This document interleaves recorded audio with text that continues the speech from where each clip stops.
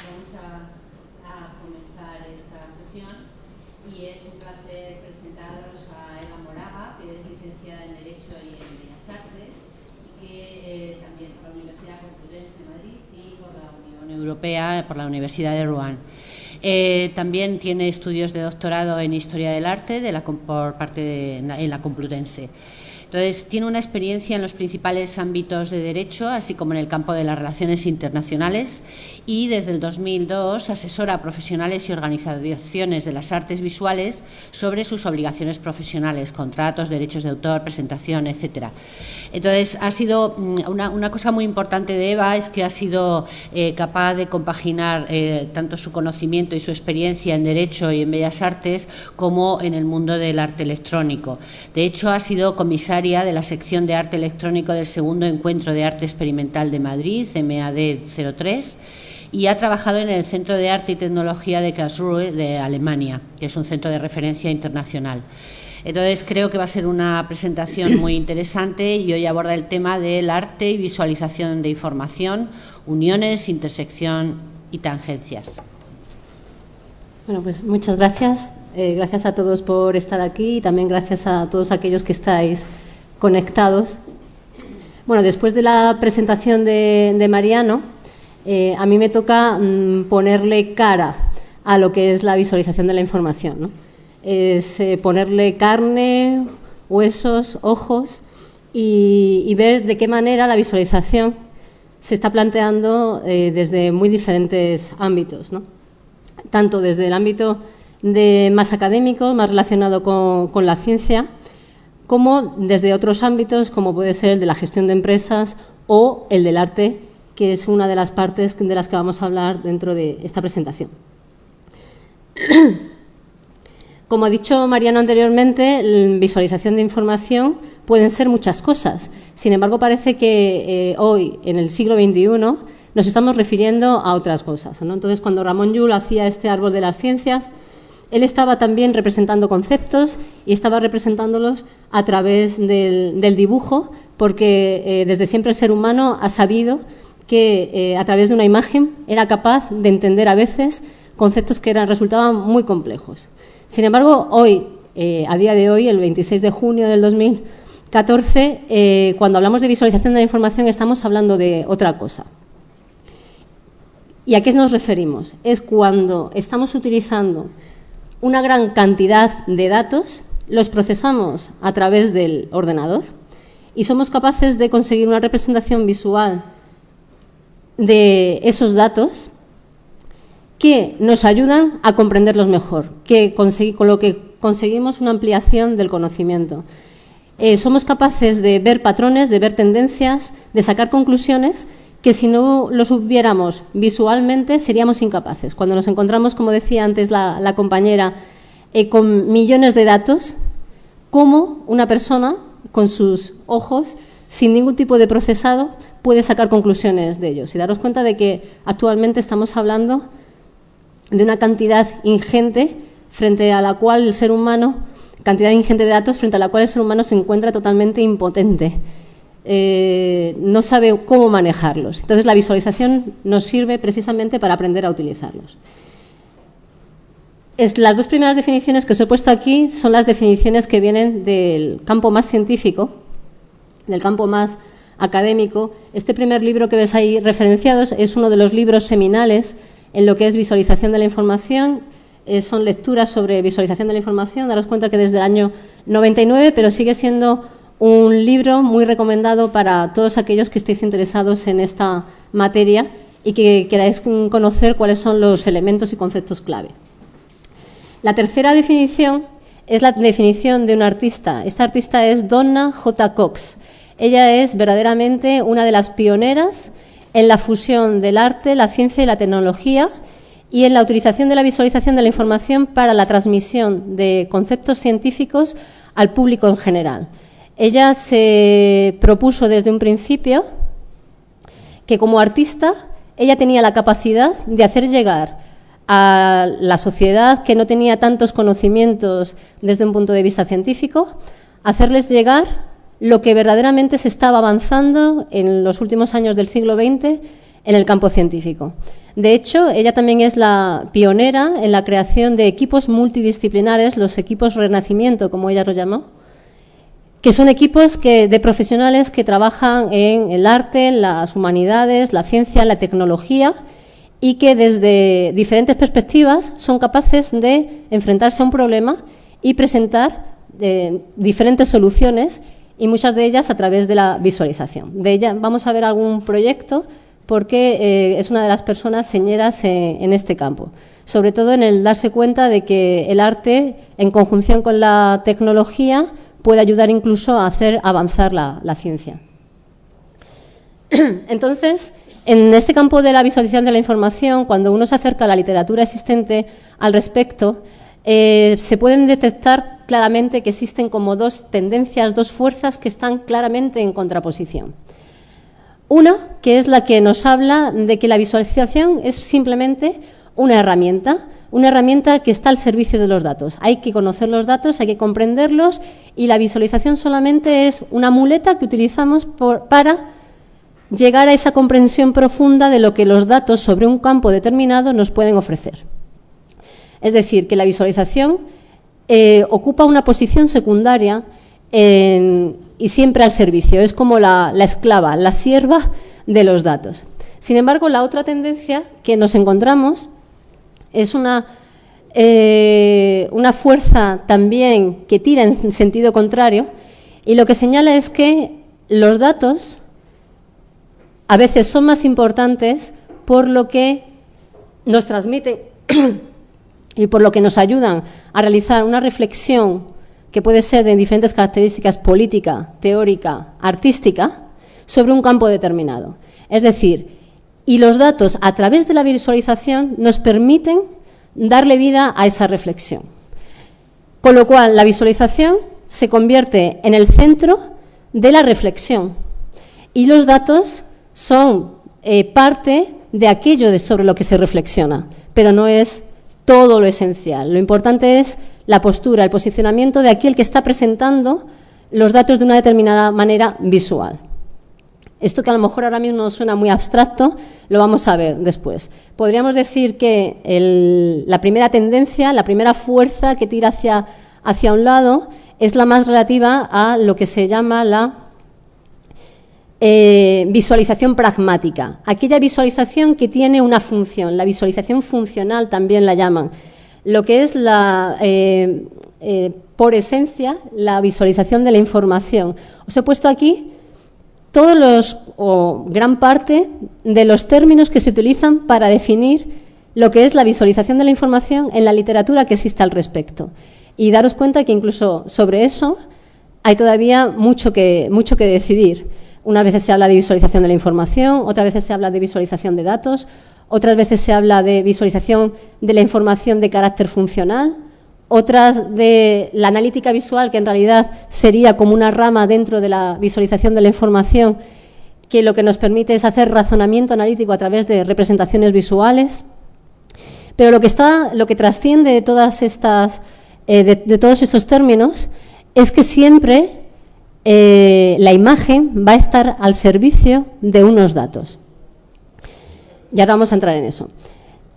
También dentro de esto, visualización pragmática, visualización funcional, como inicialmente las visualizaciones eran muy crudas, muy frías, sin gran atractivo gráfico, se empezaron a trabajar, por ejemplo, como en el caso que os he comentado antes, con gente que venía de otros campos, que ya no eran informáticos, que no eran científicos, que eran artísticos, que tenían una formación en dibujo, que sabían poner las palabras en imágenes, y se ha recurrido a ellos para introducir belleza, forma, volumen, color en esas visualizaciones. Y se han enriquecido esas visualizaciones. Y, de hecho, muchas de ellas son muy estéticas y incluso para alguien no entendido en arte podría considerarlos obras de arte, ¿no? Pero siguen siendo visualizaciones que tienen un valor claramente pragmático, dirigido a explicar algo, a conseguir algo de esos datos o a ver patrones, a ser una herramienta al servicio del investigador que está tratando y procesando esos datos. Por otro lado, estaría lo que se ha venido a llamar la visualización artística, pero también se ha llamado arte informativo, visualización de datos artística, etcétera. Aquí englobamos una serie de proyectos que están, la mayoría de ellos, encadenados en lo que se llama el New Media, el Media Art, que son proyectos que fusionan el arte y la tecnología y que en muchas ocasiones han estado, podemos decir que han vivido vidas paralelas con el ámbito del arte contemporáneo, porque el arte contemporáneo, más asentado en otro tipo de prácticas de carácter no solamente convencional, como la pintura o el grabado o el dibujo, sino también de otras prácticas como el vídeo, la fotografía, las instalaciones, el arte conceptual, etcétera.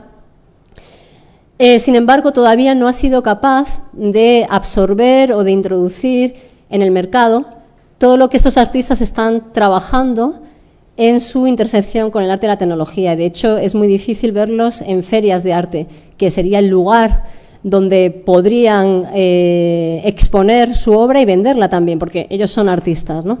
Hay cada vez más exposiciones, pero todavía es algo que cuesta procesar dentro del ámbito de arte contemporáneo. Y nosotros vamos a ver hoy algunos de esos proyectos, porque creo que es muy importante ver también la visión que tienen los artistas de los datos. Los datos no solamente son cosas que nos ayudan o de las que podemos sacar información, los datos también, o el control de los datos, tiene mucha influencia sobre nosotros como ciudadanos y como seres humanos.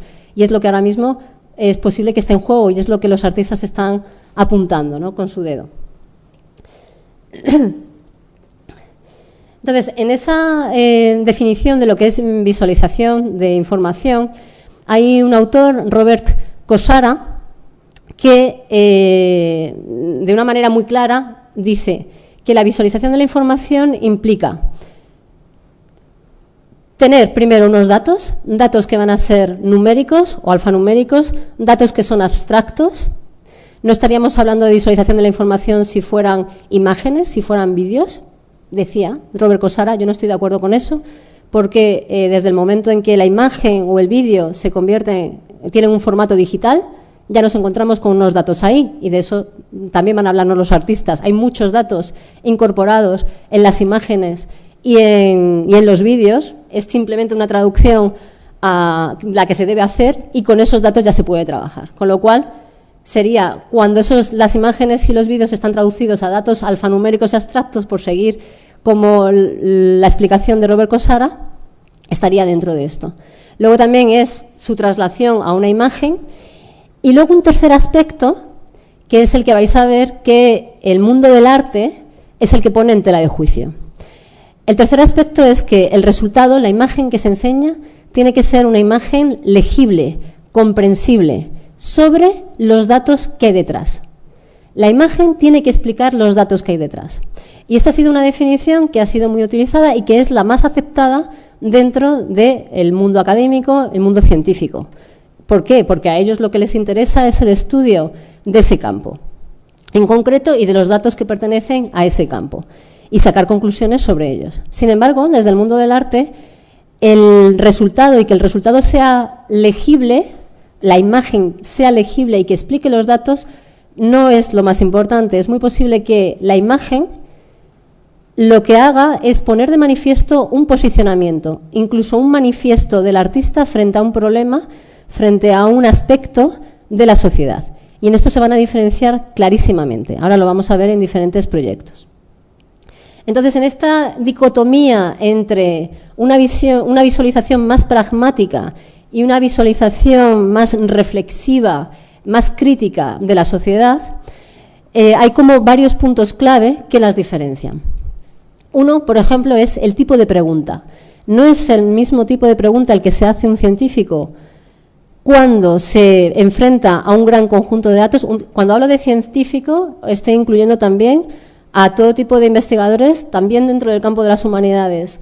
Estoy hablando del ámbito de la investigación. Cuando alguien que está estudiando un campo en profundidad desde el sector de la academia se enfrenta a una gran cantidad de datos. Entonces, el tipo de pregunta es muy diferente, tanto si estamos hablando del ámbito de las ciencias como del ámbito de las humanidades.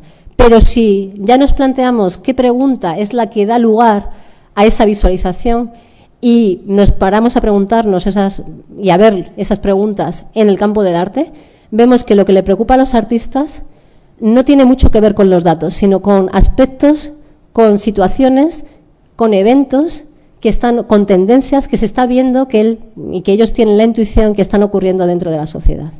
Otra cosa que les diferencia es, por ejemplo, el tipo de datos que manejan y el origen que tienen los mismos. Pueden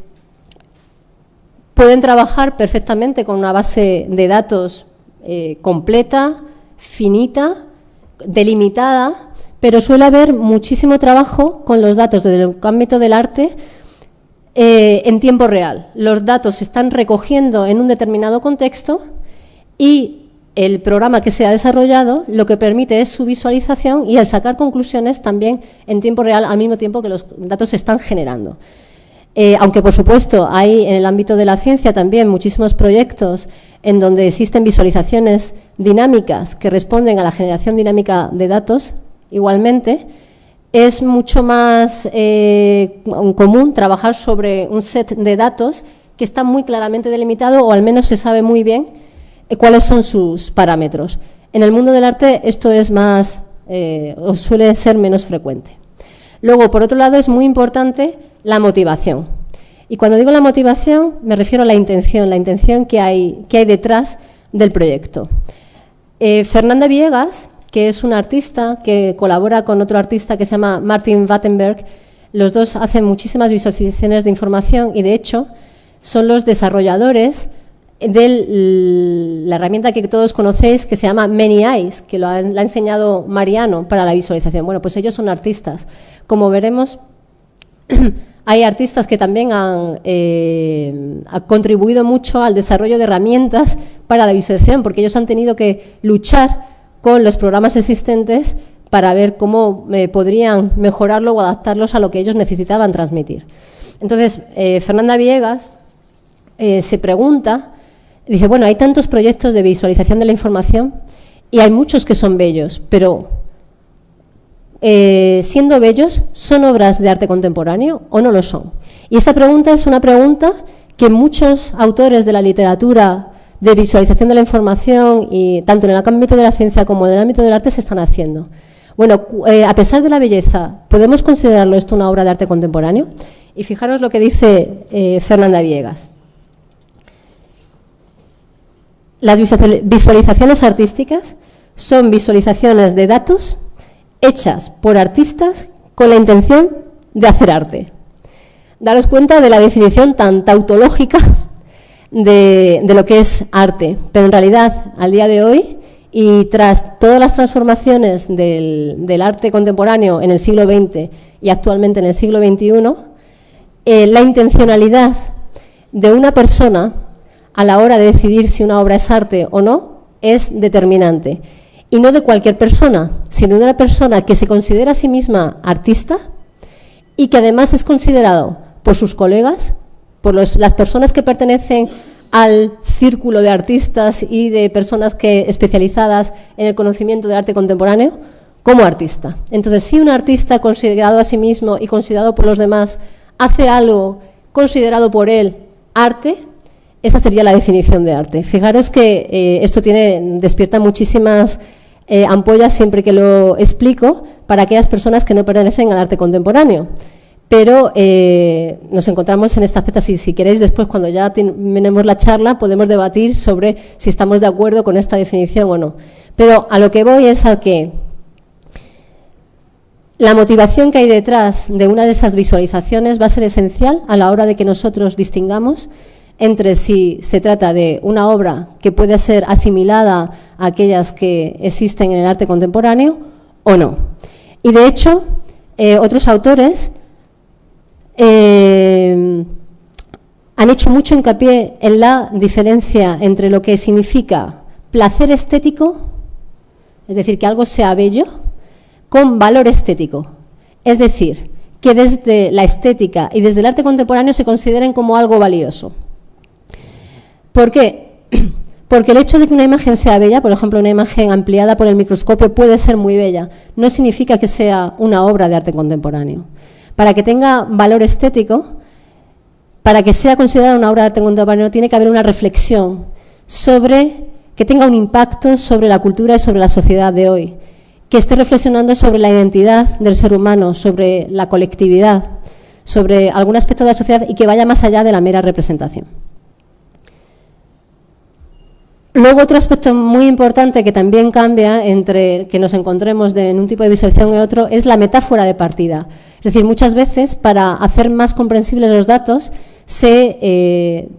uno se dirige hacia qué metáforas visuales podrían hacer más comprensible cierto tipo de datos. Por ejemplo, Fernanda Villegas tiene un proyecto que lo que hace es visualizar una serie de información, de vídeos sobre el movimiento que existe en una sala, en un museo de arte contemporáneo, en un centro de arte contemporáneo, perdón, y lo que hace es que parte en su visualización de la metáfora del sedimento, cómo el sedimento de los materiales va creando diferentes capas de distintos colores, de distintas texturas, distintos tamaños, a medida que el tiempo va transcurriendo. Bueno, pues lo que hace es que traduce el transcurrir de las personas en la sala, las imágenes grabadas de esas personas, traducirlas en sedimentos que van dejando capas a su paso.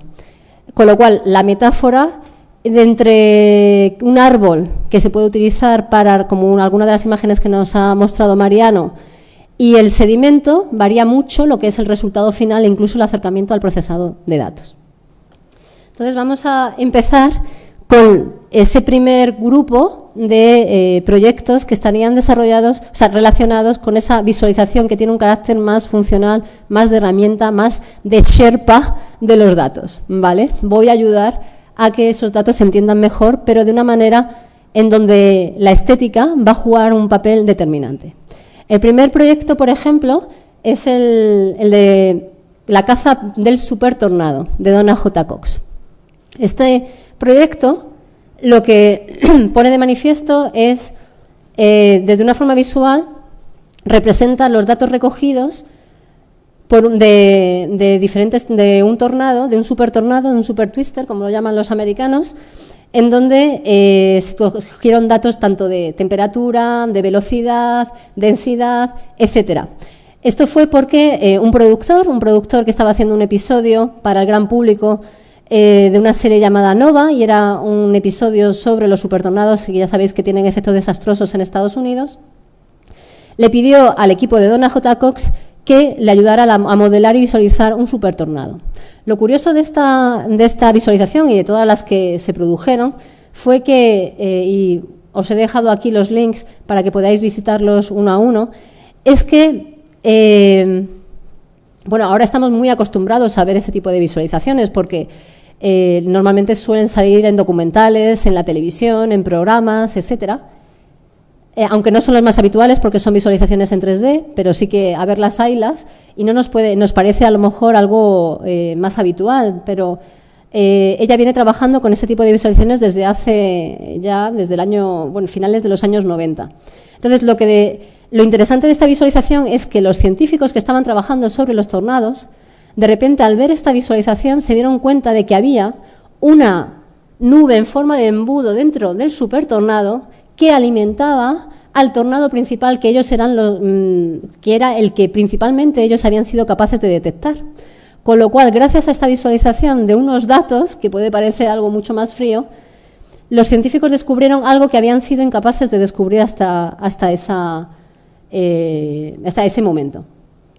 Con lo cual, bueno, pues también para el equipo de Donna J. Cox fue bastante importante, ¿no? Porque después de visualizar los datos, hemos descubierto cosas que no esperábamos. Y, de hecho, eso es una de las grandes bazas que tiene la visualización de la información hoy en día, que es el descubrimiento de nuevas realidades. Es, como decía Donna J. Cox, hacer visible lo invisible. Hasta ese momento, esa segunda nube había sido invisible para los científicos. En este momento ya no lo es. Ese hacer visible lo invisible es la carga poética que tiene Donna J. Cox, que a pesar de de trabajar tanto con científicos, en su raíz ella es artista, ¿no? Y todavía eso es lo que siempre un artista ha querido hacer, es cómo hacer llegar a la colectividad aquello que no se ve. Este proyecto, por ejemplo, es el de Ben Fry. Ben Fry es uno de los grandes pioneros también en visualización de la información. Y os recomiendo que miréis, ya os pondré los enlaces en la presentación, y que os miréis, porque ha escrito bastante sobre visualización de la información y ya desde que hizo su tesis, y son elementos de referencia. Y no solamente eso, sino que también ha desarrollado un software que se llama Processing, que gran parte de las visualizaciones que vais a ver están hechos con ese software. Junto con otra persona lo desarrolló él. Y ha tenido diferentes versiones. Además, lo bueno que tiene es que lo podéis utilizar porque es software libre y podéis utilizarlo y trabajar con él. Pero bueno, tiene una fase de aprendizaje, pero está pensado precisamente para aquellas personas que no tienen una gran formación en este campo. Entonces, ¿este proyecto en qué consiste? Valence. Lo que consiste es un software que va leyendo un texto y va leyendo el texto de manera lineal. Va escogiendo o pasando por cada una de las palabras y aquellas palabras que son menos frecuentes en el texto las coloca en el interior de una esfera. Y aquellas palabras que son más frecuentes en ese texto salen hacia afuera, hacia la periferia de la esfera. Además, las palabras que están adyacentes en ese texto están unidas por un vínculo, un arco, que las une y además sufren una fuerza de atracción. Este proyecto lo que trataba en concreto en el año 2001 es de comparar dos textos, uno de Wittgenstein y otro de Goethe. Y la persona, vamos a ver si lo podemos ver en internet, aquí está. Vamos a ver. ¿Veis? Puede interactuar con los datos y se puede hacer una comparación entre los dos textos. ¿Cuáles son las palabras que más abundan en un texto y cuáles en otro? Lo que se trata es de descubrir patrones, de descubrir relaciones también entre palabras y de ver las diferencias entre textos. Este proyecto luego porque en realidad lo que está intentando siempre Ben Fry es un poco como la motivación de todo su trabajo, él tiene también además una consultora especializada en temas de visualización de la información, es cómo crear modelos, cómo crear representaciones visuales de cantidades ingentes de datos. Y uno de sus campos de investigación ha sido el genoma. Entonces, en una evolución de este proyecto, pasó a este otro, que se llama uy, perdón.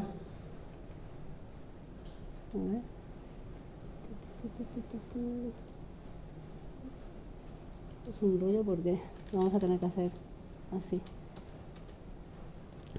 Es un proyecto que lo que hace es intentar visualizar el genoma humano y trabaja con un algoritmo que es el algoritmo BLAST.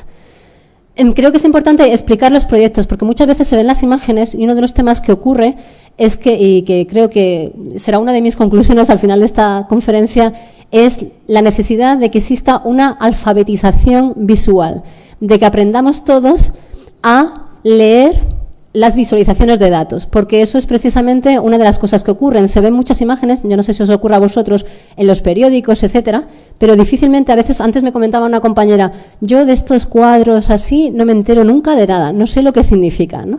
Entonces creo que sí que es muy necesario empezar a entender lo que de verdad nos está contando una imagen, o varias imágenes, o un vídeo, o un programa interactivo con el que nosotros estamos interactuando. Entonces, en este proyecto lo que hace es visualizar un algoritmo, que es el BLAST, que es el más utilizado en las búsquedas del genoma. Entonces, el genoma está, perdón porque estoy con un gripazo, está hecho de muchas secuencias, como todos conocéis, de letras, y puede llegar a tener miles de letras, entre 1000 y 2000 letras cada uno. El programa lo que hace es que esas secuencias las fragmenta, o el algoritmo, mejor dicho, las fragmenta en conjunto de 9 letras. Entonces, el programa de visualización, lo que permite es que cada uno de ese conjunto de 9 letras es un punto en la pantalla y cuando alguien hace una búsqueda de una determinada secuencia de letras, lo que aparece es un arco, que es uno de estos arcos que vosotros estáis viendo aquí.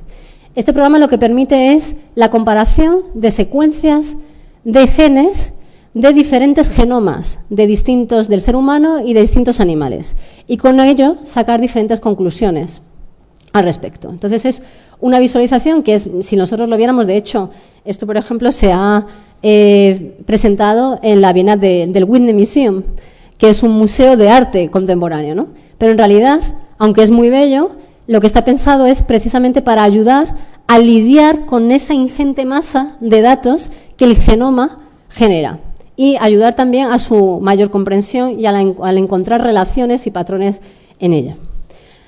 Luego Ben Fry tiene otro proyecto que creo que a aquellos que sois de filología, de historia, os puede interesar mucho. Vamos a verlo luego en funcionamiento, porque esto es solamente un pantallazo de un momento de este programa. Entonces, aquí colaboró Ben Fry con el Dr. John Van Wy, que hizo una recopilación de todo lo que es se le llama la obra completa de Darwin sobre el origen de las especies, y es que se encuentra online.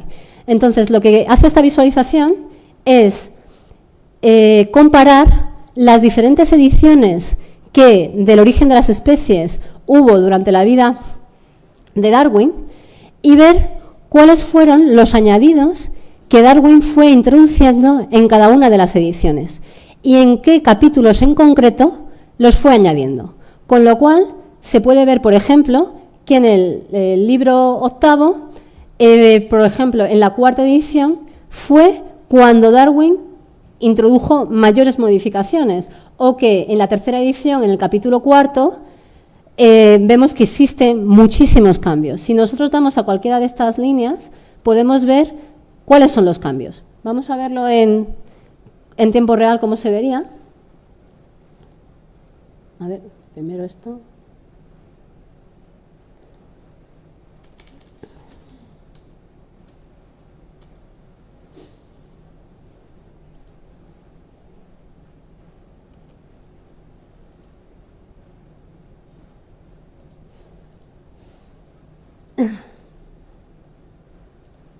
Vamos a ver si se carga o no quiere funcionar. Ahora.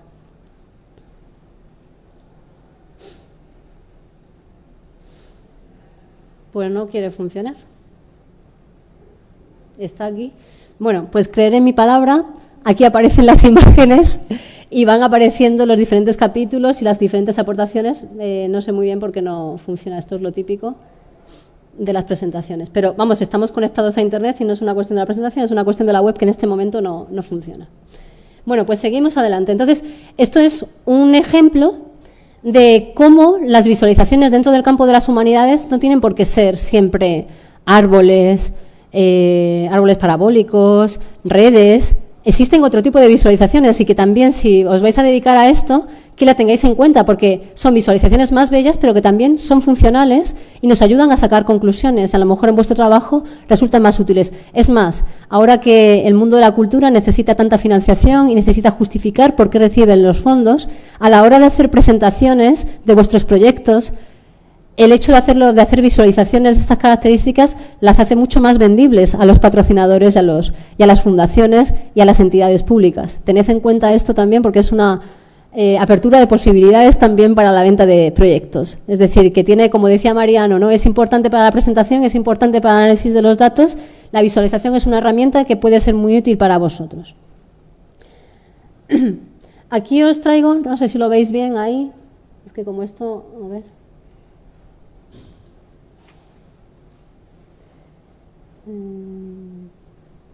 No sé por qué no me deja.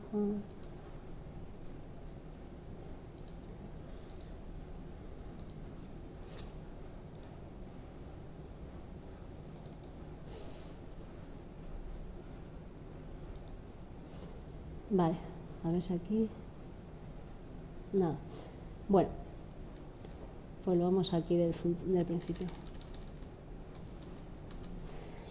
Esta, por ejemplo, es también, yo creo que es interesante desde vuestro punto de vista, ¿no? Aquí, un equipo que se llama el Knowledge Space Lab, que está trabajando precisamente en un concepto que se llama los mapas de la ciencia. Está haciendo visualizaciones, pero de la ciencia entendido en aquello, como os decía antes, de la investigación. Entonces, su pregunta es, o de la pregunta desde la que partieron, es, ¿cambiaría mucho en estas categorizaciones de información, clasificaciones de información que nos encontramos? ¿Cambiaría mucho o cambia mucho cómo la imagen que podría resultar de las mismas cuando es una clasificación realizada de forma informal, amateur, por un conjunto de miles de ciudadanos de toda la humanidad, como es el caso de la Wikipedia, o cuando se trata de una clasificación formalizada, normalizada, como le ocurre a la clasificación decimal universal, que es un sistema utilizado en las bibliotecas, originario de Bélgica? ¿Cambiaría mucho su imagen? ¿Qué conclusiones podemos sacar de esto? Bueno, pues esta es una visualización precisamente de eso. Y como vemos, sí, cambia muchísimo, dependiendo de si esa categorización, ese sistema de clasificación es un sistema formal o es informal. De hecho, clarísimamente lo están diciendo las dos imágenes, ¿no? La primera es una imagen mucho más informe, mucho más homogénea, con menos clasificaciones, y sin embargo en el otro, como es lógico y es natural, existen muchas más agrupaciones de etiquetas, categorías, conceptos, etcétera. Algunas veces cuando se habla de etiquetado de textos se tiende a tener una imagen del resultado de los mismos solamente a través de los típicos interfaces que son buscadores de datos, donde yo elijo el filtro, ¿vale? Elijo, bueno, pues a ver, etiquetado el concepto, tal, voy bajando, le doy a la flechita, me baja el desplegable y voy haciendo búsqueda de esas características, ¿no? Estamos muy acostumbrados a que eso sea así. Estas imágenes, estas visualizaciones nos permite otro tipo de acercamiento a los mismos datos. En este caso no, pero en otros casos podríamos ir directamente a este corpúsculo que vemos aquí y decir, bueno, ¿qué hay detrás de eso? Vamos a analizarlo. Este proyecto, por ejemplo, es el de Aaron Koblin. Aaron Koblin es un artista, pero que trabaja también contribuyendo en diferentes equipos multidisciplinares a proyectos que son de otro carácter, que no son de caracteres artísticos. Y aquí, por ejemplo, lo que quisieron poner de manifiesto es los patrones de los vuelos en América del Norte y cómo los vuelos y las trayectorias que realizan dibujan también el territorio, la geografía de Estados Unidos y aquellas zonas que están mucho más comunicadas, o de Norteamérica, perdón, que otros. Si nos vamos, aquí por fin se ha hecho bien. Aquí podemos ver, por ejemplo, este vídeo, donde vais a ver diferentes tipos de visualizaciones, los senderos de los aviones llegando a Norteamérica, saliendo de Norteamérica y dibujando el territorio, ¿no? Lo interesante también de esta visualización es cómo se ven que los mismos datos pueden tener o pueden provocar imágenes muy distintas según cómo sean tratados. Y mirad las formas que propone, ¿no? Esta, por ejemplo, es muy curiosa, ¿no? Si yo pensara que los vuelos son representables con tinta china, ¿cómo sería, no? Con una tinta china en una superficie que fuera muy satinada brillaría, ¿no? Y se formaría, ¿no?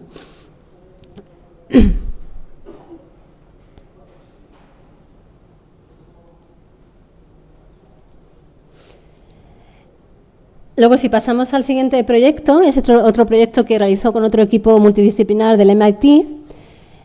Aquí la pregunta de partida era, bueno, si nos paramos a pensar en los ciudadanos de Nueva York y en sus relaciones personales, ¿con qué ciudadanos de otras partes del mundo, con qué ciudades vemos que existe una mayor relación? Entonces lo que plantearon es, vamos a visualizar aquellas llamadas de larga distancia y datos IP que están fluyendo y circulando por Internet y vamos a visualizarlos y a ver qué conclusiones sacamos. Y, por ejemplo, una de ellas, que a lo mejor sorprende, es que pues Nueva York tiene muchísima relación con Sudáfrica, me entiendo que supongo será Johannesburgo, entiendo, no lo sé todavía, pero no está especificado, O, por ejemplo, en algo que no es nada sorprendente, como la zona de Londres es una de las que más hermanadas, podríamos decir, con Nueva York. Esta imagen, por sí misma, es una imagen muy potente. Es una imagen muy interesante. Ha sido expuesta en diferentes medios, ¿no? Pero, desde el punto de vista del arte contemporáneo, quizás no sería aceptada como tal dentro del sector. Este es otro proyecto realizado por Santiago Ortiz. Santiago Ortiz es uno de los pioneros en visualización de la información en el ámbito hispano. Y tenéis que conocerlo, os tenéis que meter en su página web de Moebius porque tiene muchísimos proyectos de visualización de datos. De hecho, fue también uno de los fundadores de Bestiario, que es la primera empresa de visualización de datos europea y que han realizado diferentes proyectos incluso para museos, etcétera.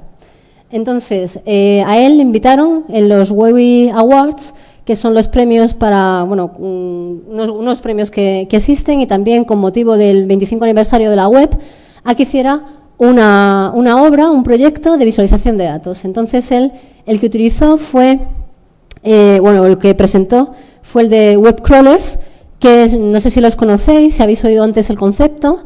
Son pequeños programitas que actúan como un robot que van navegando por la web y van bajándose información. De hecho, esto es un homenaje a estos programitas porque inicialmente los principios en los albores de Internet fueron esenciales para indexar el contenido de la misma. Entonces, él lo que plantea en este proyecto es coger la web inicial, la primera web que hubo, que fue una página web de Tim Berners-Lee, que todos conocéis, y a partir de ahí, con los web crawlers, ver todas las conexiones que ha habido desde entonces a partir de esa página web originaria y visualizarlo. Cada uno de estos nodos es una de esas webs que están conectadas, igual que todos estos vínculos son conexiones de esa web. Si lo vemos en tiempo real y veremos a ver si nos funciona o no, nos vamos a la primera web.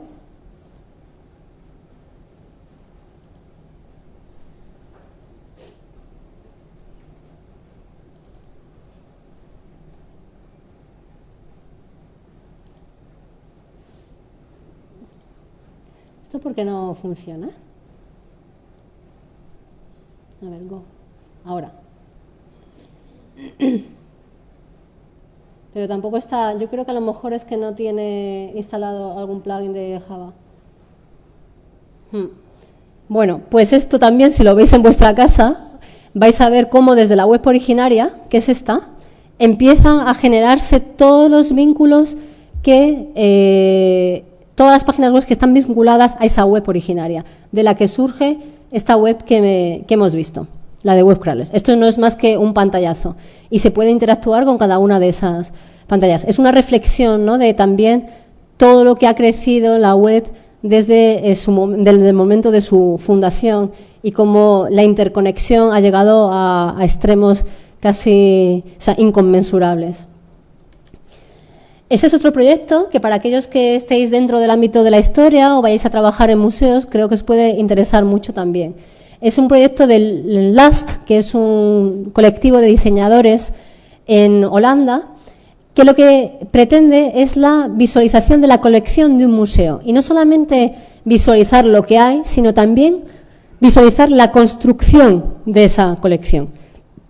Cómo fue creciendo año a año cada una la colección, como si fuera un ser que va creciendo en el tiempo. Con lo cual, los datos que eran más importantes para hacer esta visualización eran tres: la fecha de producción de la obra, la fecha de compra de la misma y el formato del objeto. Y eso, con esas variables se hizo esta visualización y se puede observar también las diferentes relaciones entre objetos de la colección. Y si uno pincha en cada uno de estos elementos, lo que ve son diferentes obras y aquellas obras con las que está relacionado. Y también se puede hacer un estudio temporal de la colección y ver en cada momento las obras que fueron existiendo. Entonces, a la hora de comprender la colección como ente con personalidad propia y ya no tanto las obras de las que está compuesto, esto también es muy importante. Es decir, cómo entendemos el archivo, cómo entendemos la colección, a través también de los datos que contiene, pero cómo una entidad vital, orgánica, que va creciendo también en el tiempo. Este proyecto, bueno, si estuviera aquí Elena creo que le haría mucha gracia, es una broma personal, porque ya cuando nos conocimos estaba estudiando la Biblia en Estados Unidos, en Boston, y este es un proyecto para visualizar la Biblia. La Biblia, existen muchísimas referencias cruzadas entre los diferentes libros de la Biblia y hay muchas personas que la estudian en profundidad, de carácter religioso y no, desde el ámbito académico, y estudian precisamente estas referencias entre libros. Hay muchas bases de datos y hay también intentos de visualizar la Biblia y estas referencias cruzadas. Pero un pastor luterano que estaba muy interesado en este tema consideraba que no había conseguido, a pesar de que él había estado intentando hacer estas visualizaciones, hacer nada que mostrara la inmensidad y la complejidad de estas referencias en la Biblia. Y se puso en contacto con Chris Harrison, que es profesor de interacción hombre-máquina en la Carnegie Mellon University, de manera que, buscando una visualización que sin dejar de ser funcional, fuera bella y pusiera de manifiesto esa enorme complicación del trabajo que también supone el estudio y el análisis de la Biblia como texto. Y al final esto fue lo que resultó. Trabajaron con esos datos y si os fijáis, bueno, la imagen per se es muy atractiva visualmente, a unos les podrá gustar más, menos, pero podemos coincidir todos en que su intención es que por esa reminiscencia y referencia al arco iris pueda ser atractiva, pero dice muchas cosas, está diciendo cosas aquí. Y una de ellas, por ejemplo, es la barra que veis abajo, es una barra que refleja cada uno de los libros de la Biblia. Y su longitud, cada una de las columnas, son el número de versos que tiene cada uno de esos libros y capítulos de la Biblia. Y cada uno de los arcos son las uniones, esas referencias cruzadas de libro a libro, y el color que tienen lo que está manifestando es la distancia. ¿Qué distancia hay entre un libro y otro libro que están vinculados en esa referencia? De manera que el arco iris nos está mostrando esa complejidad de relaciones entre libros y libros. Pero no contento con esto, Chris Harrison dijo, bueno, ¿y si yo me planteara la red social de la Biblia? ¿Cuáles son los lugares, cuáles son las personas que más con más frecuencia son nombrados dentro de la Biblia? ¿Y cómo lo puedo eso representar en una imagen? Entonces, esto fue el resultado. Cada uno de los nodos son diferentes lugares o personas que se encuentran vinculados a otros lugares y personas precisamente también en esas referencias cruzadas y citaciones o citas de unos capítulos, libros a otros, y la colocación de cada uno de esos nodos depende del número de conexiones que tengan. Por ejemplo, aquellos que tienen menos de 40 conexiones se colocan hacia la periferia de la imagen, aquellos que tienen más de 40 conexiones se conectan hacia el centro de la imagen. Entonces, de esta manera somos capaces de ver, de concretar, de ser mucho más, o de tener una imagen mucho más clara de los personajes clave de la Biblia, ¿no? Es saber el quién es quién, cuál es el top 5, el top 100 de la Biblia, ¿no? Y que luego vamos a ver que también se hace y se están trabajando con las redes sociales actualmente, ¿no? Pero estos son ejemplos que os traigo para que no os quedéis en las barras, que son muy útiles para ciertas cosas, pero que vayáis más allá, que seáis conscientes de que se pueden sacar muchas conclusiones siendo atrevidos también en la manera de mostrarlas. Por ejemplo, esta que os traigo aquí, Marcos Westcamp, él es un diseñador, no sé si conocéis esta aplicación Flipboard, que es un lector de noticias en el iPad, lector de noticias visual de RSS, y que bueno, tiene muchísimo éxito precisamente, y mucha gente la ha copiado precisamente por la belleza de su visualización, de la visualización de las noticias. Bueno, pues este proyecto, que no tiene nada que ver, pero algo sí, es el de cómo representaría la red social que hay detrás del Flickr, que es un programa que no sé si supongo que la conocéis, es una plataforma donde la gente cuelga imágenes de todo tipo, ¿no? Y cuáles son las relaciones personales existentes entre aquellos que cuelgan imágenes, cuáles son los vínculos entre ellos y los contactos. Es una visualización mucho más sencilla, pero también muy clara.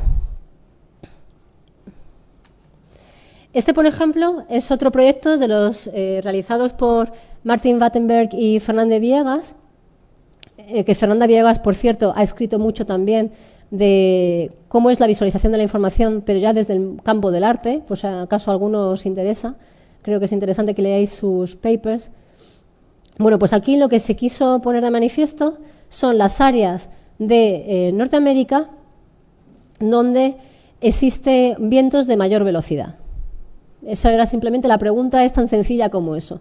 ¿Cuáles son las áreas donde el viento sopla con más fuerza, con mayor velocidad en determinado momento? Y se alimentaba de las bases de datos de previsiones atmosféricas de Estados Unidos que se van revisando cada hora, no cada año. Entonces, bueno, pues estas son dos imágenes, dos pantallazos de diferentes momentos que puede ayudar a las personas que están trabajando en ese campo a tomar medidas también al respecto, e incluso también a aquellos que son directivos y políticos que estén trabajando en este campo, tomar decisiones importantes. Y hasta aquí habríamos llegado al número de ejemplos que os he puesto de aquellas visualizaciones que sí que tienen un carácter más instrumental con respecto a los datos. Ahora vamos a pasar a esa parte, a ese campo, a ese área en donde los artistas no están tan interesados en los datos, sino en lo que pueden demostrar a partir de los datos, en lo que pueden decir, fijaros que aquí esto no está funcionando, o fijaros que aquí hay un problema, porque gran parte del papel de un artista, desde mi punto de vista, es el señalar con el dedo la llaga, es decir, ¿os habéis dado cuenta de que aquí hay algo que no va bien? ¿De que aquí hay un peligro o que estamos dejándonos llevar por la convención y no somos capaces de observar más allá de la norma y que hay otra manera de ver las cosas? Es la manera de introducir al artista el pensamiento divergente en la visualización de datos. Y de hecho, fijaros, por ejemplo, os traigo aquí esta cita de Dirk Krecker, que es un artista que trabaja en temas de arte y tecnología, y uno de sus campos también ha sido la visualización de datos. Y dice, no tiene ningún sentido hablar de datos sin política. Fijaros ya, el planteamiento es radicalmente distinto al que pueda tener un científico o un académico en humanidades. Aquí estamos diciendo, los datos están diciendo mucho de la sociedad actual, de cómo está conformada y de quién tiene el control sobre ella, y un artista está obligado, y mucho más después del arte conceptual, está obligado a poner de manifiesto este tipo de cosas. Un artista puede que sí o puede que no, puede que esté interesado por la belleza, pero quizás la belleza no es precisamente uno de los valores en alza en el arte contemporáneo. No sé si habéis leído un ensayo de Pedro Azara que se llama De la fealdad en el arte. Creo, os lo recomendaría, sobre todo para aquellos que no estéis muy familiarizados con el arte contemporáneo y cómo ahora la estética no implica necesariamente un vínculo con la belleza, sino que es la reflexión sobre otra serie de cosas. Pues el primer proyecto que os traigo aquí no es un proyecto, son obras que pertenecen, esto es una obra, es un dibujo que pertenece a una colección, a una serie que se llama Estructuras narrativas, de un artista, Mark Lombardi, que ha servido de inspiración a muchos artistas que después han trabajado en el campo de la visualización de datos desde una perspectiva más política. Mark Lombardi en aquella época no utilizó el ordenador. Lo que hizo fue recopilar información de las noticias indicadas, es decir, los resúmenes de prensa, etcétera, y empezar a hacer conexiones entre las personas que eran citadas, los áreas donde trabajaban esas personas, las empresas a las que se referían, y empezar a hacer dibujitos creando y representando las conexiones y los vínculos entre ellas. Tiene muchos dibujos de estas características y lo que él quería poner de manifiesto son las relaciones de poder en el ámbito económico, financiero y político y social actual de nuestra sociedad en aquellos momentos. Y de hecho este proyecto que os traigo aquí, por ejemplo, lo que pone de manifiesto es las conexiones entre la familia Bin Laden, la familia Bush y Jason Bath, que fue un testaferro de un hermano de Osama Bin Laden. Entonces, si uno tiene tiempo, se puede dedicar aquí a ver esas relaciones, ¿no? Entonces, es una crítica clarísimamente, que luego esto lo pone en conexión, lo vamos a poner en conexión con otro proyecto que vamos a ver posteriormente. Acordaros, os va a recordar seguramente cuando lo veáis visualmente ya.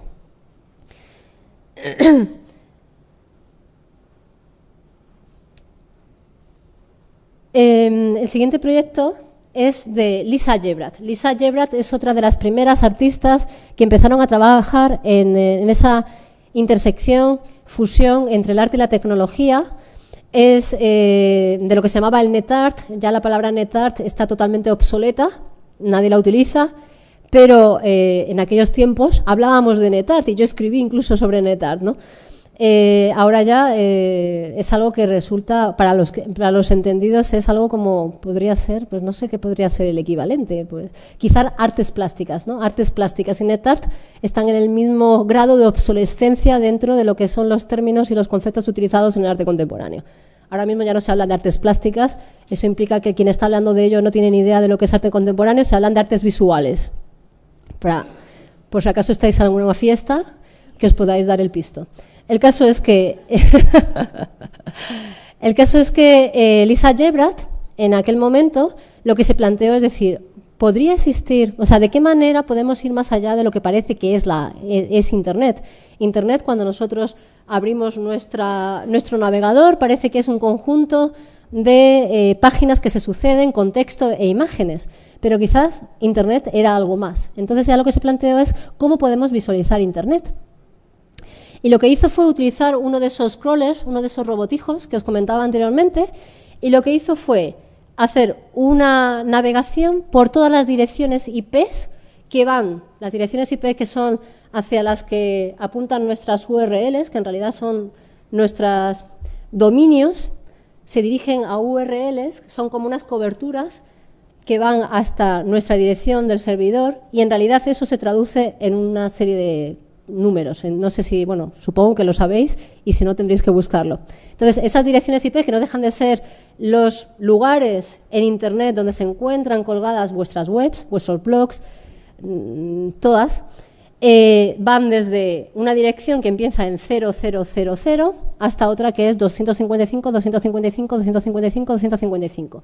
Entonces, en esas combinaciones hay una cantidad inconmensurable de puntos donde se pueden colgar webs. Y esos robots lo que iban viendo es dónde había una web colgada y iban tomando nota. Y a cada una de esas webs, en función de diferentes parámetros, les iban asignando un color. De manera que ella consiguió reflejar en una imagen, en una sola imagen, toda la web. Y este es el resultado en una de las interfaces, porque este proyecto, que se llama 1.1 precisamente porque lo que dice es que esto es un mapa de Internet a escala 1.1. Esto es lo que es Internet en una sola imagen, lo estoy viendo. Y no solamente lo estoy viendo, sino es que puedo navegar a través de esta imagen, yo puedo hacer otra navegación diferente en Internet. Perdón. Esta es una de las interfaces. En otra de las interfaces, la web se veía así. Que si nos vamos a la página web y nos deja verla, vais a ser capaces, mucho más claramente, de ver la evolución. Desde cuando empezó el proyecto, en el año 1999, hasta el año 2004, en que finalizó. Perdón, a ver, esto. Vais viendo, los diferentes colores representan el año y vais viendo cómo la imagen de la web va cambiando. Va creciendo, por supuesto, hasta que en el año 2004 esta era su imagen. No sé si nos deja... Aquí podéis ver todas las direcciones IP. Por ejemplo, si nos vamos a una, no sé si nos dejaría entrar. Bueno, no nos va a funcionar.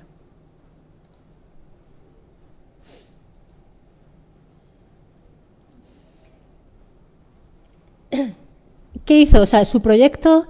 Su reflexión era, dejemos de tener una imagen tan convencional, vamos a plantearnos un reto. vamos a leer los datos, que no dejan de ser ceros y unos, que existen a nuestra disposición en Internet. Vamos a navegar entre ellos, vamos a visualizarlos de otra manera posible, ¿no? Y esta fue su propuesta. De hecho, tiene 4 interfaces de visualización de los datos.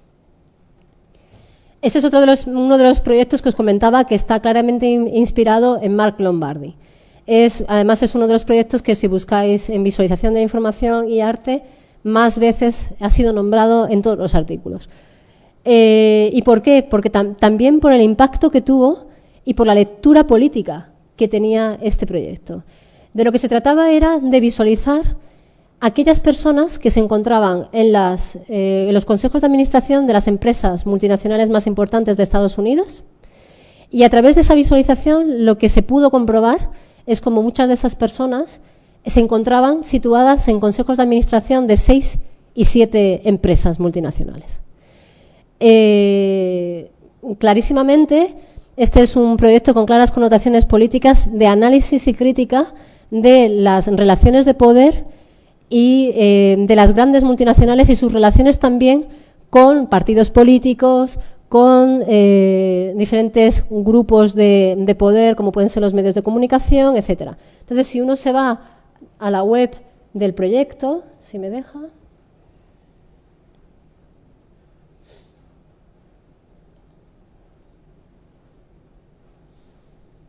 Bueno, aquí está sacando las conclusiones del proyecto, ¿no? Es muchas de las personas que toman decisiones sobre nuestras vidas, resulta que siempre son las mismas, que pensábamos que eran muchas y que existía una diversidad, pero no. El poder se encuentra concentrado en una mano de unos pocos, ¿no? Algo que podíamos intuir, pero de esta manera ya podemos visualizar. Entonces, si os veis aquí, pues podéis ver los diferentes mapas que distintas personas han ido subiendo datos y se han podido crear a través de ellas, ¿no? Y se puede empezar a ver esa relación entre unos y otros.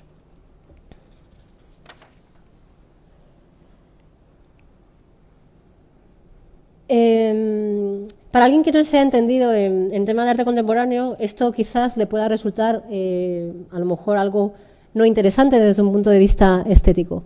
Pero como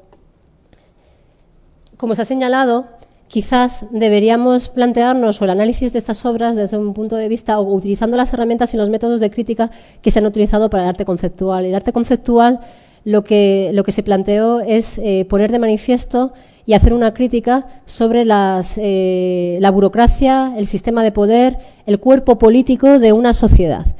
Y estos trabajos de visualización de la información, muchos de ellos están clarísimamente incardinados en esa corriente que el arte conceptual abrió dentro del arte contemporáneo.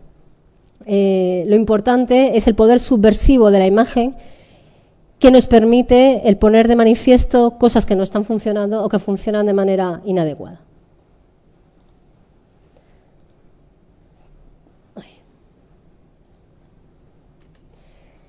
Este proyecto, por ejemplo, es el de Golan Levin, que es la vida secreta de los números. La pregunta de partida fue, oye, ¿y de todos los números que hay en esta masa de información que la gente está colgando en Internet, existen algunos números por los que la gente tenga una mayor afinidad, un mayor cariño, haya una mayor pasión por esos números? ¿Y cuáles serían?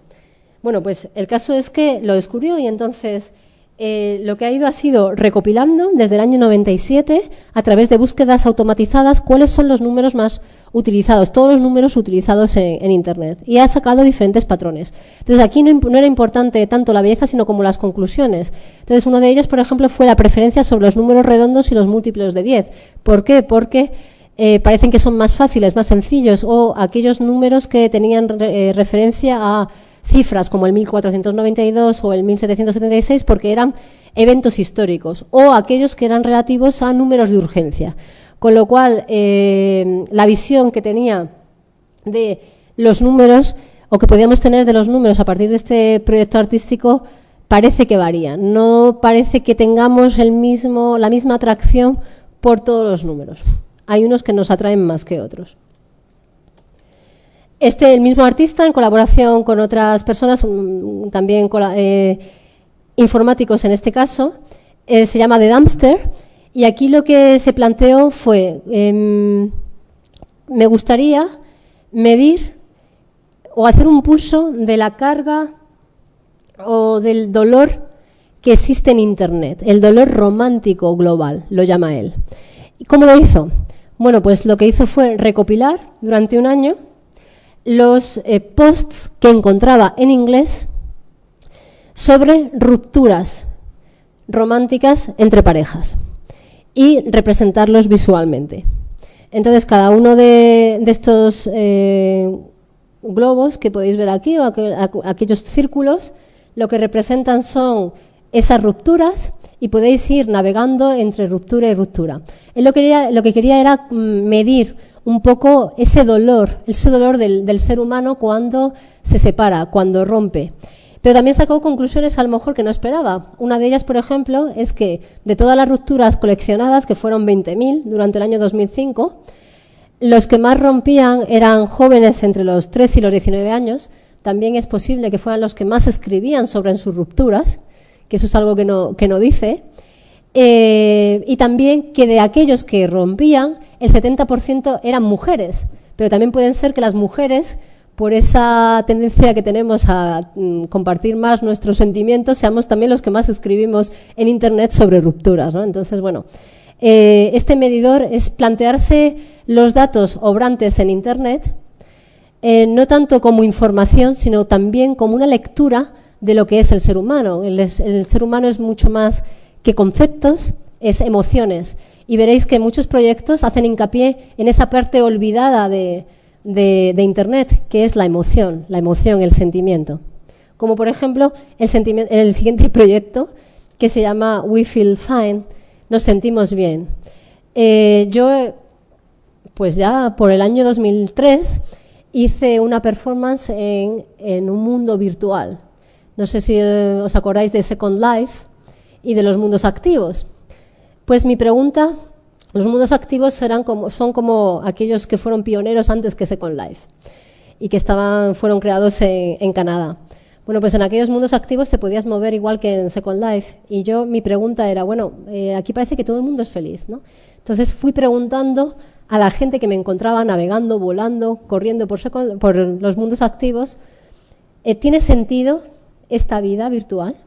Entonces me di cuenta de que el dolor, la tristeza, la depresión, o simplemente una pregunta filosófica como es, ¿tiene esta vida sentido? Yo lo preguntaba, ¿tiene esta vida virtual sentido?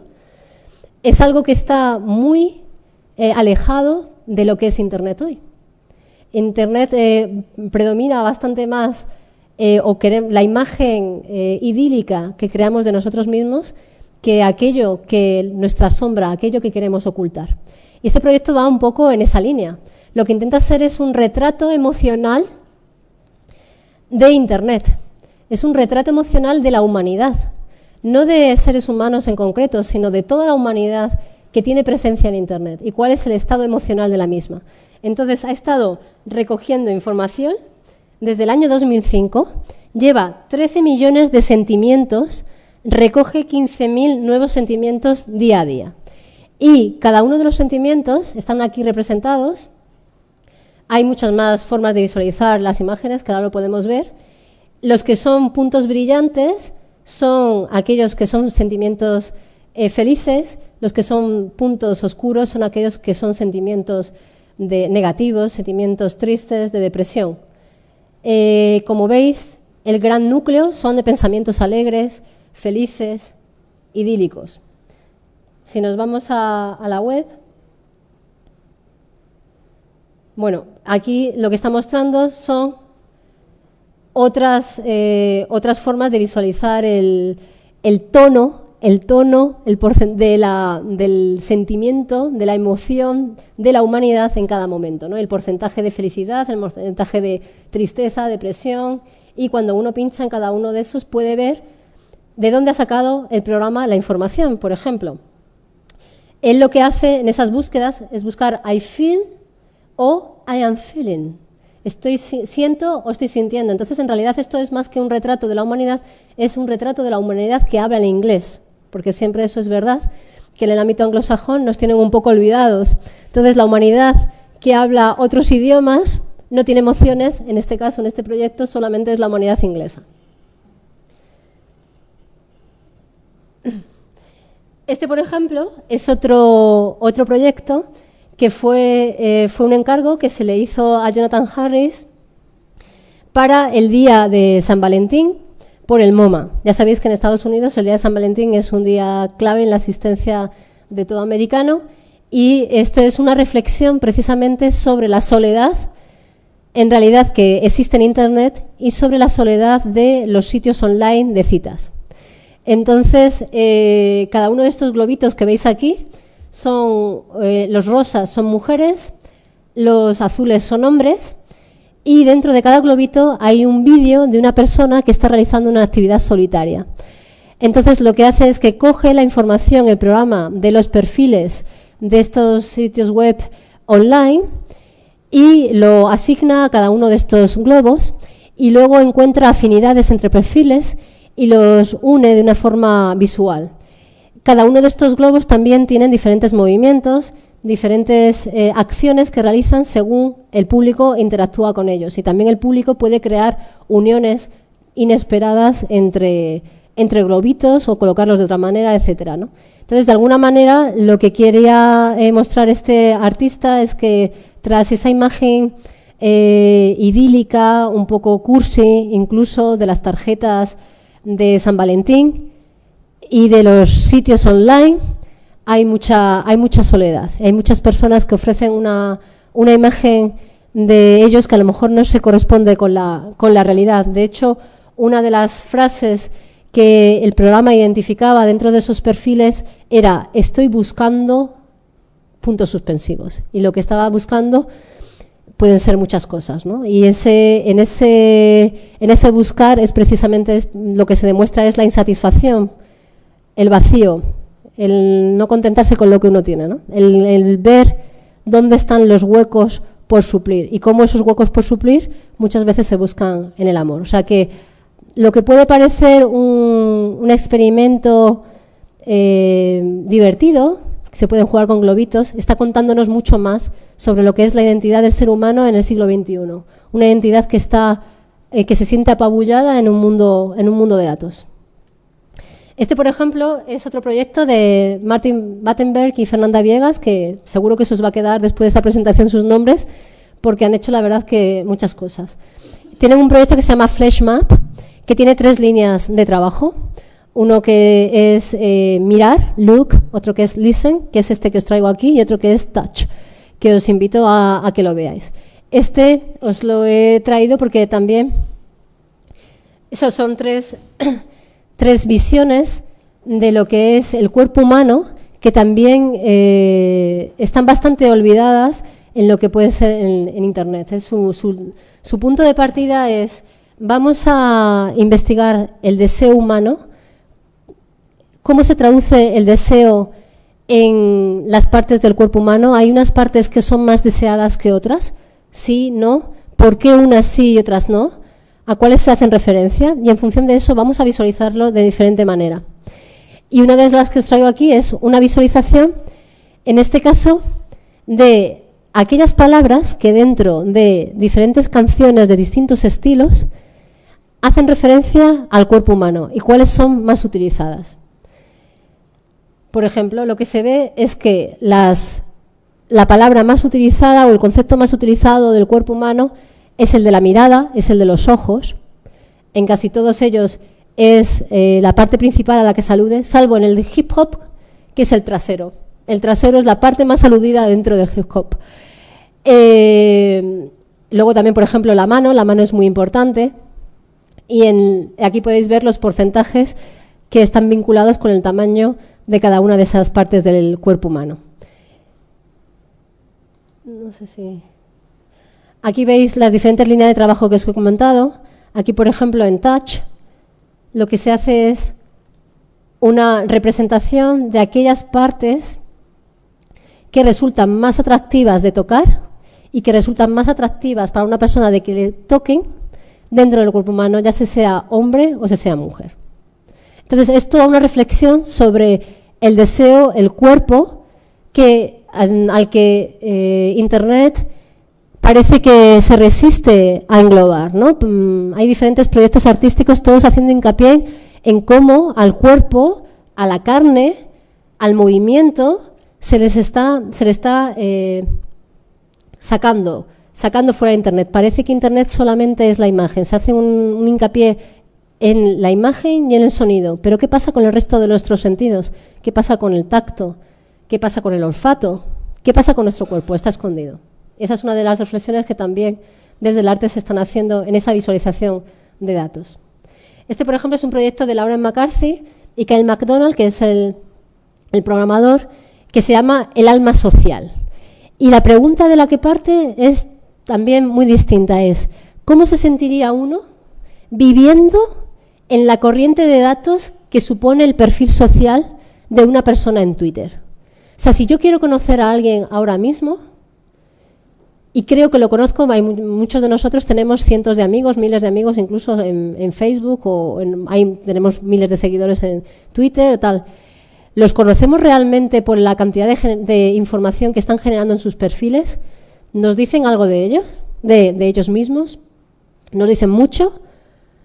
¿Es un conocimiento real o no? ¿Y cómo sería estar inmerso en la vida de otra persona?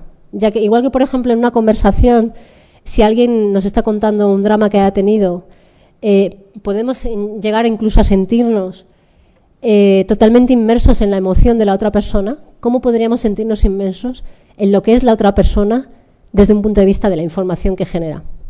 Entonces, lo que hizo fue una instalación, fue un encargo que sirvió de presentación en TED, en donde la persona que se acercaba a esa instalación con su perfil de Twitter podía sentirse a sí misma viviendo dentro de lo que ella es informacionalmente, si esa palabra puede existir. Y una vez que salía de ahí, o también cuando se mantenía, dentro de esa instalación, el programa le ofrecía el perfil de uno de los asistentes a la conferencia, a TED, o uno de los participantes, para que pudiera sentir cómo se diferenciaba su información del otro conferenciante. Y una vez que salían los dos de esa instalación, se le mandaba un mensajito a cada uno de ellos para que conectaran offline, para que se conocieran como personas físicamente, para que tuvieran la oportunidad de conocerse más allá de lo que es la red social. Por eso el título de la obra es El alma social. ¿Es mi alma social diferente a mi alma? Y este es otro proyecto que es también una instalación que se puede visualizar así, es de Liz Autogena y Joshua Portway, que se llama Black-Scholes, el planetario del mercado de valores. Y es otra reflexión de carácter artístico-político sobre las relaciones entre el mercado y nuestra existencia. Aquí cada uno de los puntos que veis es una estrella que representa una empresa que vende acciones en la bolsa. Cada una de esas estrellas inicialmente aparecen de una manera aleatoria, pero luego a posteriori empiezan a acercarse en función de su proximidad por pertenencia a un determinado sector de la industria o un sector empresarial. Y se crean galaxias de estas características dentro de esa imagen. Además, existen unos pequeños animalitos de inteligencia artificial que se alimentan de la comida que cada una de las ventas de acciones se genera. Porque lo que no os he comentado es que la luz, porque esto está continuamente brillando, la luz que se genera viene derivada de las acciones que se están vendiendo en una determinada bolsa en un determinado momento, con lo cual uno puede tener una idea aproximada de lo que está pasando. Hay momentos de mucha ebullición, donde uno es muy consciente de todas las galaxias que existen, y hay muchos momentos de oscuridad. Pero esos momentos de oscuridad o esos momentos de mucha luz también tienen una consecuencia, que es que la venta de acciones generan alimento. Alimento que implica que cuando hay muchas ventas, hay mucho alimento a disposición de esos pequeños seres que viven de datos, cuando no hay alimento pasan hambre. Y es una metáfora también de lo que ocurre, ¿no?, en nuestro mundo actual también, y que seamos conscientes cómo las interacciones de las grandes empresas que tienen acceso a bolsa también influyen en la vida de muchas personas para los que la bolsa parece que resulta irrelevante. Entonces, los artistas aquí lo que pretendían también era hacer una reflexión, o sea, hacer muchas reflexiones en realidad. Una, por ejemplo, sobre el panóptico, que es este edificio de Jeremy Bentham que te permite observar a otros sin ser observado, ¿no? Tenemos como un pequeño laboratorio donde somos capaces de observar lo que está ocurriendo con esas grandes multinacionales que están vendiendo sus acciones, multinacionales o empresas nacionales que están vendiendo igualmente, y lo que está ocurriendo. Pero al mismo tiempo lo que están es invitándonos a ser conscientes de esa sensación de poder que uno tiene cuando visualiza esa información y también la frustración que uno puede sentir ante esa cantidad ingente de datos que está a su disposición. Es decir, ya no somos capaces de lidiar con ello. Y al mismo tiempo, otra de las cosas que se ha achacado al arte de visualización de datos es que es un arte antisublime, porque la belleza, la inmensidad, ese sentimiento de lo sublime que tiene uno ante las grandes obras parecía que estaba un poco ajeno. Sin embargo, ellos lo que reflejan o lo que se plantearon en este proyecto es precisamente también reflejar lo sublime de la estética, de la visualización de la información, de la inmensidad de los datos que están a nuestra disposición y cómo el hombre se encuentra impotente, powerless, ante todo ese mare magnum universo de datos y cómo puede perderse ante él. Este, por ejemplo, es otro proyecto que pertenece a una exposición que se llama Tactile Tag Spice, que se hizo en el Museo Nacional de Arte Contemporáneo de Grecia, de Atenas, y que reflexionaba en una exposición crítica sobre las etiquetas, el etiquetado, sobre las redes sociales, y presentan diferentes proyectos artísticos poniendo de relieve pues otra manera de ver las redes sociales, no la que estamos tan acostumbrados. Y otra manera también de enfrentarnos al etiquetado de textos, a lo que supone la clasificación de toda nuestra realidad a través de conceptos y darle un twist, darle un giro inesperado. Aquí lo que hace este proyecto de una manera muy sencilla es simplemente contarnos la vida de una etiqueta, desde que nace hasta que muere.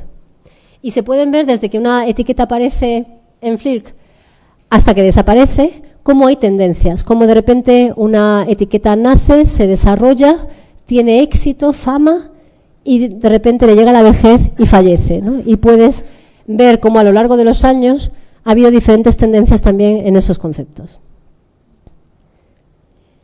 Y este último proyecto que os traigo es uno de unos estudiantes alemanes que se llaman Sebastian Drach y Tobias Feldmayer, que es también una instalación, y es una instalación que lo que hace es que cada vez que en Twitter aparece una de las palabras, de las 357 palabras que ahora mismo la Agencia Nacional de Seguridad americana está controlando, que son palabras clave, cada vez que aparece una de ellas, se ilumina uno de estos hilos que existen en la instalación y suena un ruido muy extraño y al mismo tiempo una voz automatizada, metálica, que dice cuál es la palabra. Entonces, de esta manera lo que se está haciendo es visualizar el control que de nuestros datos se está realizando y del que muchas veces no somos conscientes.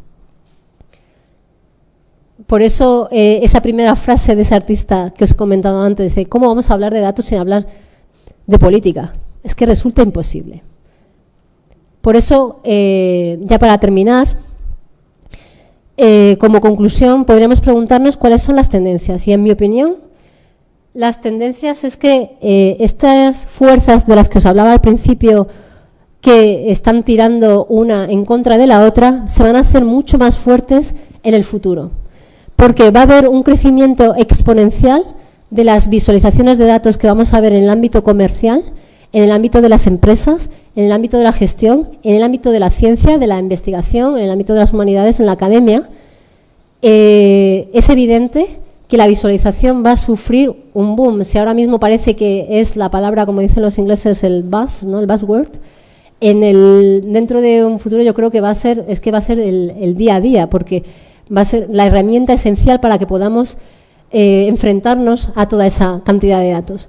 Pero al mismo tiempo que eso es verdad, estoy convencida de que dentro del arte los creadores van a hacer una lectura crítica, absolutamente reflexiva y muy analítica y muy subversiva de lo que está ocurriendo. Y sus grandes preguntas van a ser: ¿qué datos son los que ahora mismo hay discurriendo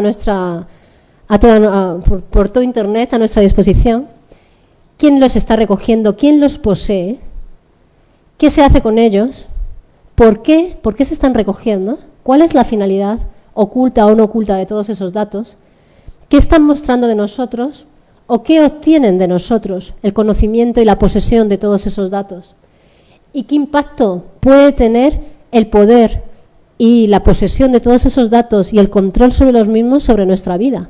Y esas son las preguntas que se va a hacer un artista sin ningún género de dudas con todo lo que está ocurriendo, ¿no?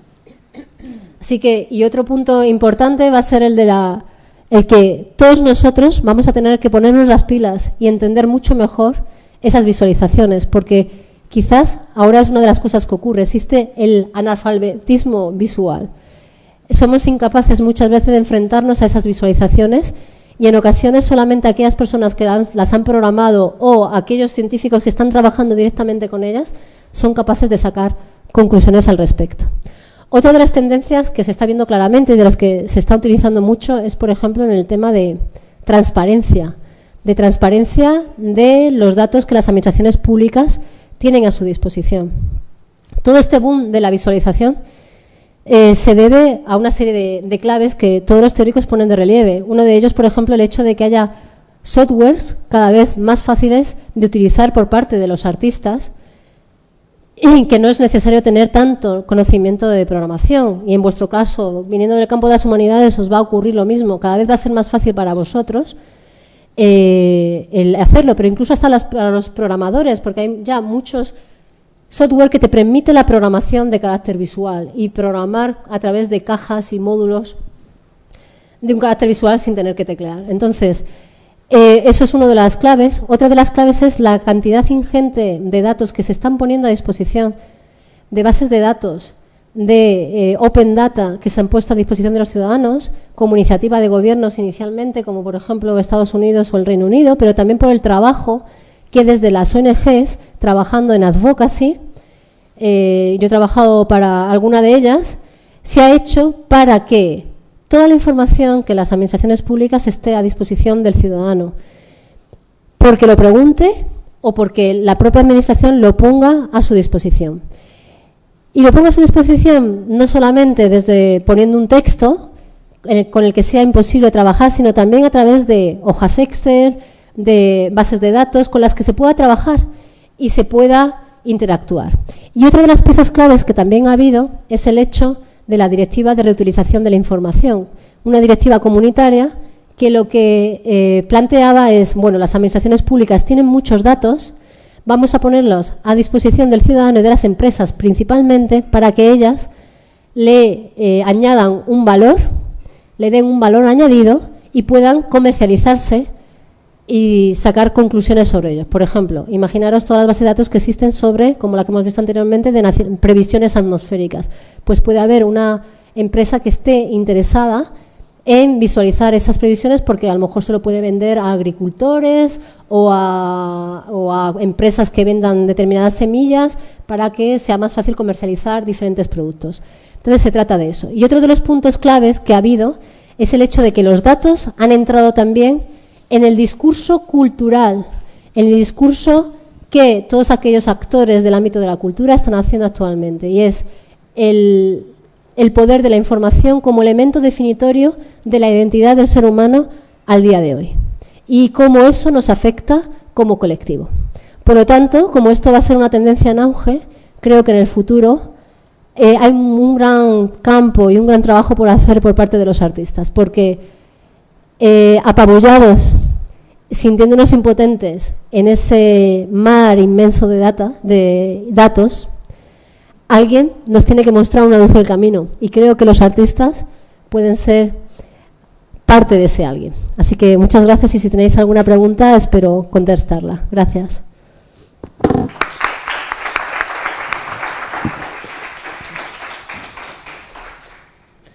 Bueno, ¿tenéis alguna pregunta?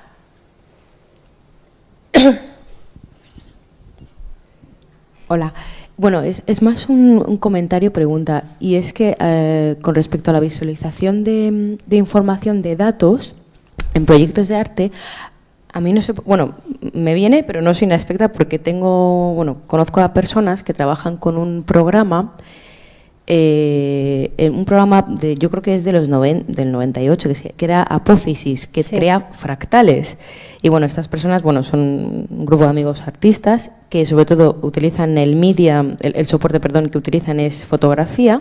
Entonces, quería preguntarte si consideras lo que creo que se dice renderización, ¿no? O sea, sí, es decir, como un antecesor de estos últimos proyectos que nos has puesto. O sea, es decir, como además la renderización tarda mucho, creo que es un proceso de arranque largo hasta que sale el fractal. Y eso es lo primero. Y lo segundo, en España, a mí me viene un poco a la cabeza la revista Belio, que son de los primeros que empezaron un poco con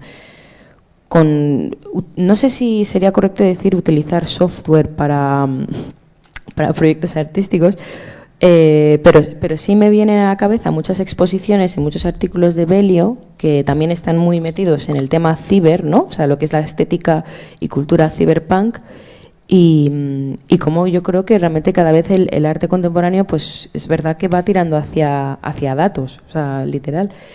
Y luego, una última cosa que has dicho con respecto al Open Data, a mí me viene una cita de un humanista digital que vi hace poco, y es que, en inglés es así, es Open Data denies close reading, es decir, que con las monedas digitales hay una consecuencia con las monedas digitales, y es que también vamos a tener el problema de que no vamos a poder tener, creo que sería lectura, close reading, no sé cómo podríamos traducirlo, o sea, una lectura cercana, porque la complejidad de esa cantidad inmensa de proyectos y datos realmente no posibilita un close reading, que ahora mismo, perdonad que no me salga la traducción en castellano.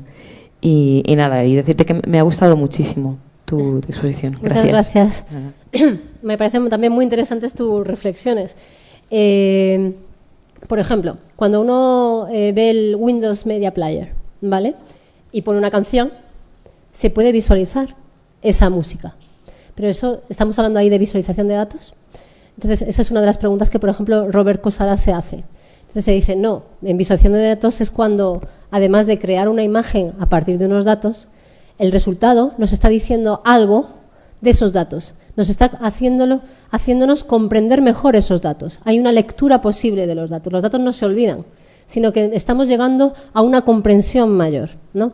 Entonces, en esas obras existentes pioneras, que sin más, por ejemplo, que nosotros además en España podemos estar muy orgullosos de que tuvimos el Centro de Cálculo de la Universidad de Madrid, lo que es ahora mismo la Universidad Complutense, que en los años 70, al principio de la década de los años 70, Ernesto García Camarero se planteó cómo sería, porque él tenía muy claro que la interacción entre arte, literatura, filosofía, arquitectura y tecnología se iba a dar. Y ya se hicieron diferentes grupos de trabajo, donde eran grupos de trabajo interdisciplinares, donde había artistas, filósofos, literatos, que reflexionaban sobre la tecnología. Lo que pasa es que sus medios eran mínimos y todavía trabajaban con las típicas fichas perforadas. Entonces, ahora se está hablando de humanidades digitales y parece que es un concepto de hoy. No es un concepto de hoy.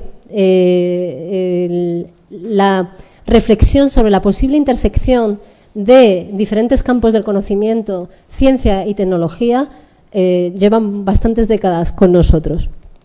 Yo diría que hasta siglos también con nosotros, si nos remontamos a otros temas. Luego, con respecto al close reading, una cosa que se está viendo, por ejemplo, con Internet, yo me acuerdo que inicialmente parecía como que toda la información iba a estar a nuestra disposición y no necesitábamos ningún tipo de filtro. Es como que ya las revistas no eran necesarias, porque ¿para qué? Si no era necesario que hubiera un comisario, porque ya cualquiera podría colgar su obra en Internet y podría verlo los ciudadanos. Sin embargo, lo que se ha visto ahora es que la sanción, el hecho de que haya alguien que diga que este proyecto, esta obra, este texto, tiene un interés por esto y lo ponga y lo lea en un contexto, lo contextualice, es importante. Entonces, ahora lo que necesitamos frente al Open Data es personas que nos ayuden a ese close reading. Entonces, necesitamos personas que tengan una visión humanista en el sentido de una visión universal, que a lo mejor sin tener un conocimiento muy especializado de los campos, tenga un conocimiento quizás algo más superficial de distintos campos, pero que puedan actuar de traductores y que sean capaces de hablar como interlocutores a unos y a otros en su lenguaje, ¿no? Que cuando hablen con Mariano puedan hablar de software y de programación, pero que cuando hablen contigo, no sé a qué te dedicas, pero entiendo que más en el campo de la historia, el arte o... Soy analista. ¿Eres analista? O sea que no. No. Arabista. Ah, arabista. Bueno, pues dentro del campo de las humanidades, que los temas que a ti interesan también se pueda, ¿no? Que pueda hablar contigo y pueda entender. Porque yo, por ejemplo, oyendo a Mariano, me hacía pensar, ¿no? Digo, estoy convencida de que sería súper fructífera una colaboración de Mariano con un artista que le haga ver a él lo que le llama la atención al artista de esos datos, porque seguro que él le iba a abrir muchísimo más la mente sobre las preocupaciones, porque las preocupaciones son radicalmente diferentes, ¿no? Precisamente en esa diferencia entre el pensamiento convergente, más analítico, más convencional, y el pensamiento divergente, que es el de buscar conexiones donde nadie se las esperaba anteriormente, ¿no? Bueno, por referencia voy a dejar un momentito, es que le ha referenciado ella a María, ¿no? ¿Quieres decir? Ahora. Se lo pensaba contar a ella, pero luego hablamos. Breve. Uno de los proyectos en los que estoy trabajando es del análisis del impacto visual de las carreteras en el paisaje. Muy bien. Y estoy colaborando con artistas, precisamente, porque la valoración del paisaje es bastante subjetiva. Y ahí un poco lo que yo trato es de poner un poco de orden para que no se desmanden. Bueno, precisamente lo bueno que tiene esa interacción multidisciplinar es también ese juego de fuerzas entre el orden y el caos que siempre surge entre mentalidades más racionales y mentalidades más irracionales, ¿no? Entonces ahí está la riqueza precisamente de la fusión entre esos campos. Por ejemplo, hay un proyecto muy interesante de Nerea García Calvillo, que es de visualización, por ejemplo, de la contaminación en Madrid. Entonces ella cogió todas las bases de datos del Ayuntamiento de Madrid sobre las mediciones realizadas sobre la calidad del aire en distintos puntos de Madrid, ¿no? Y hizo una visualización. Y lo que puso de manifiesto muchas conclusiones y muchas cosas, ¿no? Gracias a la manera en que tuvo de plasmarlo visualmente con su equipo. Fue muy interesante. Damos paso a los estudiantes a distancia.